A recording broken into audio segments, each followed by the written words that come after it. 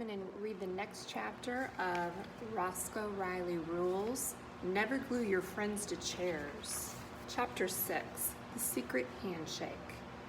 When I got to my classroom, my friends, Gus and Emma, ran over to say hello. The first thing we did was our secret handshake. Here's how it goes, in case you would like to try. Scream each other's names. Wait for the teacher to say, inside voices, please. Do a high five. Do a low five. Stick out your tongue. Get all serious and say, how do you do, Mr. Riley? There's their secret handshake. Of course, you would not say Riley, probably. It would be pretty amazing if we had the same last name. Emma pointed to my elbows. Cool sparkle Band-Aids, Roscoe. I mostly always have a Band-Aid on me, somewhere, or a cast, or a sling. Mom says to think of it all as a fashion statement. When I was 4, I even had an eye patch. The eye patch was black, totally pirate. How do you get the Band-Aids, Gus asked. Racing my Hot Wheels car down the stairs, I said. The Hot Wheels won. Household accidents are the most common cause of injuries in children, said Emma.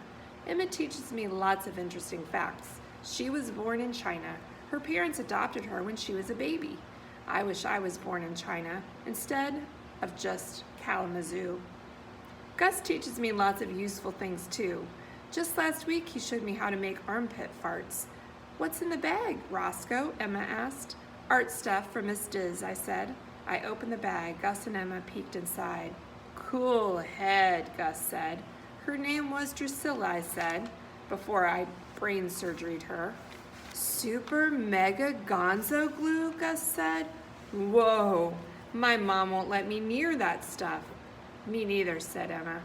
Me neither, I said, but I figured Miss Diz could use it for when we break stuff. Let's go show her what I brought. Miss Diz was busy stapling butterfly pictures to the bulletin board. Miss Diz isn't really her name, but her real name is hard to say. It uses maybe half the alphabet, so she cut off the end for my class. Maybe when I'm grown up, I'll be called Mr. Rye for short, or not. I handed Miss Diz the bag of art supplies. This is for you, I said. It's for the art cupboard. There's special glue in there, and I even included a free head. Miss Diz frowned. What kind of head, Roscoe? Just a doll head, I smiled so she wouldn't worry. Since Miss Diz is new, she gets mixed up sometimes. I try to help her out whenever I can. After all, I was in kindergarten last year, so I already know everything there is to know about this school. For example, when Miss Diz forgot the janitor's name, I remembered it was Mr. McGeely. She had to call him when Gus threw up his ravioli from lunch. Sometimes Miss Diz looks pretty tired by the end of the day. I hope she doesn't decide to go into another line of work. My kindergarten teacher did that. It wasn't my fault, probably. Although I think maybe she got a little frustrated when I painted the class hamsters green because it was St. Patrick's Day. Hamsters like to look perky for the holidays. Miss Diz checked her watch. Class, she said in a loud voice. Then she put a finger on her lips. That means shh. I know you're all excited about the open house today, said Miss Diz. We're going to have a dress rehearsal first thing this morning. Dress rehearsal is when you practice with costumes and stuff. It doesn't mean you have to wear a dress. Let's just hope things go a little better than they did yesterday, Miss Diz said with a laugh. I'm sure today we'll all be on our best behavior. Poor old brand new Miss Diz. I think maybe she forgot about our high spirits. Chapter 7, Mess Rehearsal. First, I want all you bees to put on your antenna, said Miss Diz.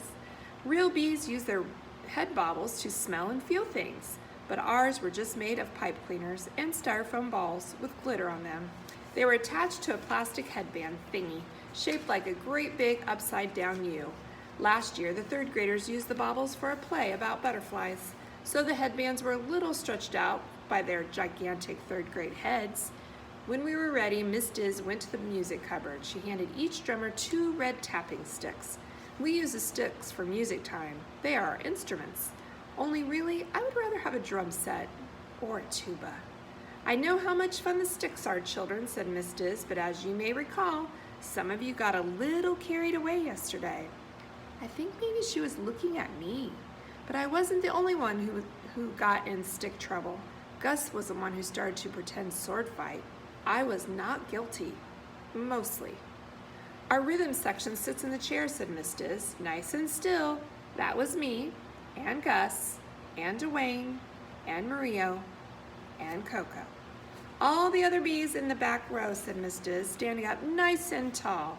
We got into our places, bees and beat drummers, baubles and sticks. We were ready for action.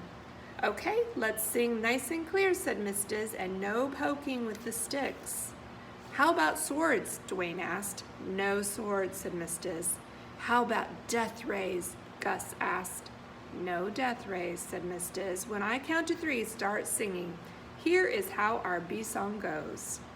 Buzzy bees, fuzzy bees, look at us fly. Bees are the best bugs. You want to know why? We make our own honey and soar in the sky. Can you do what we do? We dare you to try. Great job, said Miss Diz when we were done. Roscoe, you sound especially wonderful. But we need to hear the other kids too.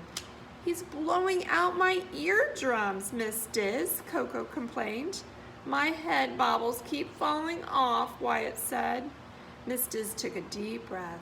I know the antennae don't fit very well, children. Just do the best you can. Let's try the song one more time. This time, let me hear those sticks pounding out the rhythm. We sang again. I was not so loud this time, but if you ask me, they were missing out. Better, said Miss Diz when we were done.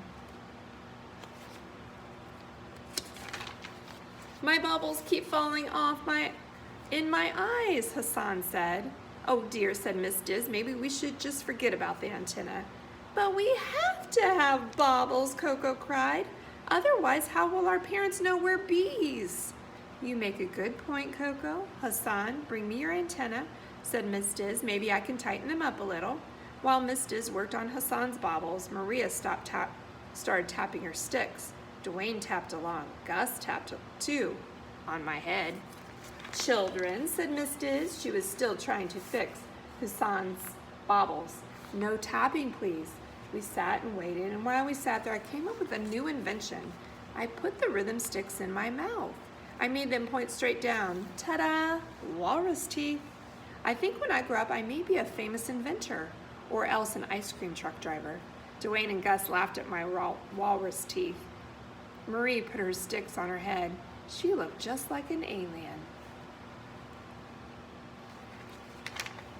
Even more people laughed. Gus put his sticks up his nose. He just looked gross. Pretty soon we were all tapping and laughing and being walruses and aliens, except Gus. He just kept the sticks in his nose. Children, said Miss Diz loudly, but we couldn't hear her very well. What with all the tapping and laughing, Gus held up one of his nose sticks. I challenge you to a duel, he cried. Yuck, said Coco. I jumped up on my chair, so did Gus. You can't sword fight sitting down. We sort of forgot about that no sword fighting rule. Roscoe, Gus, children, Miss Diz held up her hand and put a finger to her lips. Quiet down now. We got very quiet. Gus and I froze on our chairs. Miss Diz pointed to the doorway. Mr. Goosegarden was standing there. He is the principal. That is the big boss of the school. He is mostly nice, unless you've been making bad choices. Then you have to sit in his office and think about your behavior. When that happens, Mr. Goosegarden wears his I mean business face. And right now, Mr. Garden had on his I really mean business face.